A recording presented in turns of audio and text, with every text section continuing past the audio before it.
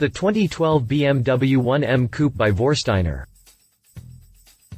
BMW has already stopped taking orders for the 1 Series M Coupe, but the car is still enjoying lots of attention from tuners.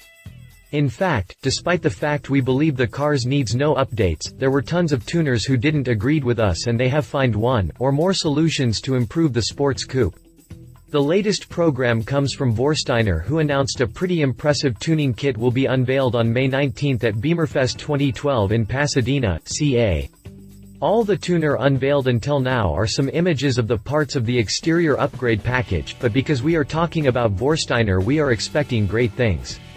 The package will include a new carbon fiber front spoiler with integrated brake duct system, the rear diffuser has been replaced with extended aero fins and signature GTS-V design splitters, also made in carbon fiber.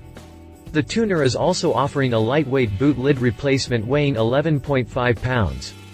With integrated wing profile element in carbon fiber and a new titanium exhaust system. The car sits on a new set of 19 and 20-inch forged concave wheels. This is pretty much all we know about this package until now, but we will keep you posted.